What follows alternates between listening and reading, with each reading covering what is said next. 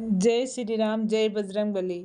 तो दोस्तों, देवशयनी एकादशी आने वाली है और चतुर्मास भी लगने वाला है। तो इस बार देवशयनी एकादशी 6 जुलाई को आने वाली है। रविवार को इसका व्रत रखा जाएगा। हमारे पंचांग के अनुसार 6 मास के शुक्ल पक्ष की एकादशी को देवशयनी एकादशी कहते हैं, क्योंकि देवशयनी एकादशी का मतलब होता है कि इस दिन से भगवान विष्णु जी निद्रा में चले जाते हैं। इसके बाद में वो सोते हैं, आराम करते हैं और इसी दिन से चतुर्मास का शुरुआत होती है। देवशयनी एकादशी को हरिशयनी एकादशी के नाम से भी जाना जाता है।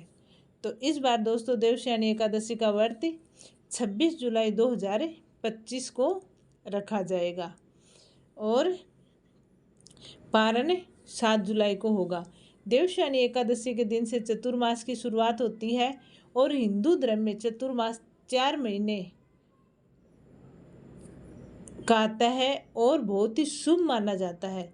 मान्यताओं के अनुसार इस दिन से भगवान विष्णु क्षीर सागर में 4 महीने के लिए योग निद्रा में चले जाते हैं और इसके बाद भगवान विष्णु जब योग निद्रा से उठते हैं तो प्रबोधनी एकादशी या देवउठनी एकादशी के दिन जागते हैं। साथ ही इसी दिन से सभी मांगलिक कार्य होने शुरू हो जाते हैं। जब देव सोते हैं, जब भगवान विष्णु जी सोते हैं, तब से लेकर देवउठनी एकादशी के बीच का जो 4 महीने का समय है, उसमें जो भी मांगलिक कार्य है वो वर्जित माने जाते हैं और वो कोई भी काम नहीं किए जाते। नई शादी विवाह है, सब काम वर्जित माने जाते हैं। अब आप सोचो कि जब भगवान विष्णु योग निद्रा में चले जाते हैं तो उनके पास उनके बाद सृष्टि चलाने के लिए या धरती पर ध्यान रखने के लिए कोई तो होगा। तो आपको पता है जब भगवान विष्णु सोने चले जाते हैं तो हनुमान जी ये काम संभालते हैं, क्योंकि हनुमान जी को वरदान मिला हुआ है कि वो संकट मोचन है। वो अपने भक्तों की रक्षा करते हैं और 24 घंटे वो सेवा में रहते हैं। वो 1 मिनट भी इधर उधर नहीं होते हैं, वो 24 घंटे सेवा में रहते हैं। लेकिन अगर आप कोई भी इच्छा है, आपकी कोई भी काम है जो नहीं हो रहा ना, आप सोचो कि चतुर्मास लग गया, अब देवी देवताओं को कहें, फिर वो योग निद्रा टूटे, ऐसे हो, तो इससे है कि आप भगवान हनुमान जी को याद करो, क्योंकि उस टाइम हनुमान जी 24 घंटे हमारी सेवा में हाजिर होते हैं। लेकिन उससे के लिए आपको हनुमान जी को खुश करना होगा और हनुमान जी तो सिर्फ राम नाम से खुश हो जाते हैं या फिर हनुमान चालीसा पढ़ने से खुश हो जाते हैं और वो अपने भक्तों की मनोकामना पूर्ण कर देते हैं। तो चलिए मैं आपको बताती हूँ कि चतुर्मास में या फिर देवशयनी एकादशी के दिन हनुमान जी की पूजा अर्चना कैसे करें कि आपकी 4 महीने तक की मनोकामना पूर्ण हो जाए। लेकिन उससे पहले वीडियो अच्छा लगे तो लाइक ज़रूर करना, चैनल को सब्सक्राइब कर देना, कमेंट में जय श्री राम, जय बजरंगबली का नारा लगा देना।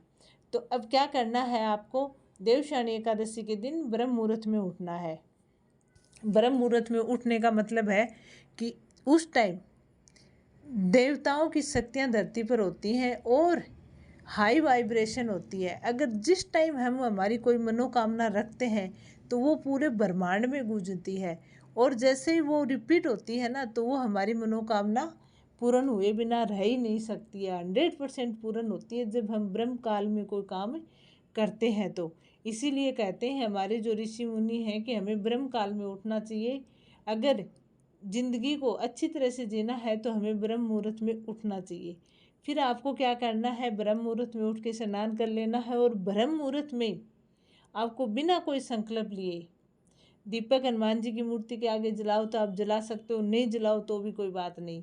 अगर आप कुछ भी मत करो लेकिन हनुमान जी की मूर्ति रख लो और वहाँ पे बैठ जाओ आंखें बंद करके, विश्वास के साथ आप बैठ जाओ और बैठे बैठे वहाँ पे सुबह 6 बजे इतने आप हनुमान चालीसा का 100 बार पाठ कर लो।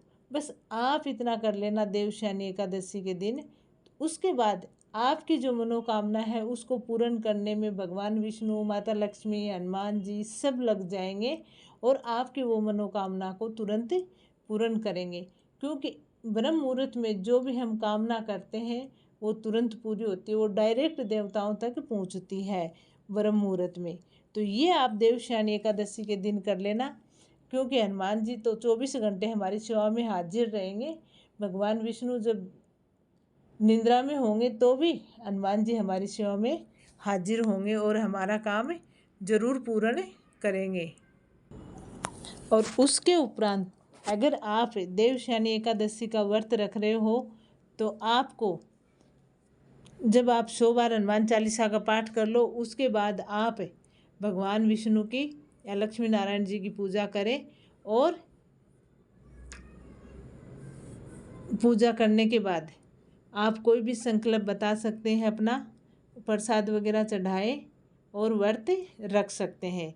अगर आप व्रत नहीं करते हो देवशयनी एकादशी का तो भी कोई बात नहीं, आप 100 बार हनुमान चालीसा का पाठ कर लो, लक्ष्मी नारायण जी की पूजा कर लो और विष्णु जी की आरती कर लो। इतना काम आप कर लेना, विश्वास से करना, श्रद्धा से करना। फिर आपकी मनोकामना कैसे पूर्ण नहीं होती है आप देखना, आपको 24 घंटे में रिजल्ट मिल जाएगा। जब 4 महीने विष्णु जी आराम करने जाएंगे तब हनुमान जी एक ऐसे देवता हैं जो हमारे लिए 24 घंटे तैयार रहेंगे। तो इसलिए आप देवशयनी एकादशी के दिन से हनुमान जी को मनाना स्टार्ट कर दो। जो 4 महीने तक हर जो भी समस्या है वो हनुमान जी ठीक कर देंगे। तो ये था आज का वीडियो, कैसे लगा कमेंट करके ज़रूर बताना। कमेंट में जय श्री राम, जय बजरंगबली का नारा लगा देना। चैनल को सब्सक्राइब भी कर लेना। जय श्री राम, जय बजरंगबली।